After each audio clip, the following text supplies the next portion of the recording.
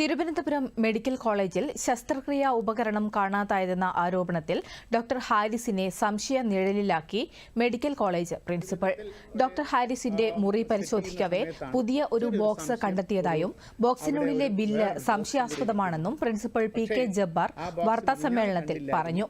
അങ്ങനെ ഒരു ബോക്സും കൂടെ കണ്ടപ്പോൾ അതും കൂടെ നോക്കിയപ്പോൾ അതിൽ ചെറിയ രീതിയിലുള്ള ബില്ലുകളും കാര്യങ്ങളും കണ്ടപ്പോൾ അതിൽ എന്തോ അസ്വാഭാവികത ഉണ്ട് എന്ന് തോന്നുകയും അങ്ങനെയാണ് വിശദമായിട്ട് ആ റൂം പരിശോധിക്കാൻ വേണ്ടിക്കൊണ്ട് വീണ്ടും ഞങ്ങൾ കുറച്ച് നേരം ഇരിക്കുകയും അതിനുശേഷം ഞങ്ങൾ നോക്കുകയും അതിനെപ്പറ്റി മനസ്സിലാക്കി പരിശോധിച്ച് ശരിയായ രീതിയിൽ റിപ്പോർട്ട് സർക്കാരിന് നൽകണം എന്നുള്ള ഉദ്ദേശത്തിലാണ് അത് ഇന്നലെ അവസാനിപ്പിച്ചത്.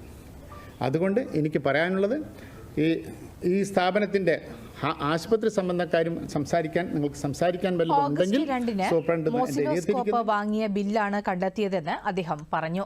ആദ്യ പരിശോധനയിൽ ബോക്സ് കണ്ടെത്തിയിരുന്നില്ല. ഡോക്ടർ ഹാരിസിന്റെ മുറിയിലേക്ക് ഒരാൾ കയറുന്നതിന്റെ CCTV ദൃശ്യങ്ങളുണ്ടെന്നും മുറിയിൽ നിന്നും ഉപകരണം കണ്ടെത്തിയ സംഭവത്തിൽ അന്വേഷണം വേണമെന്നും മെഡിക്കൽ കോളേജ് പ്രിൻസിപ്പൽ കൂട്ടിച്ചേർത്തു.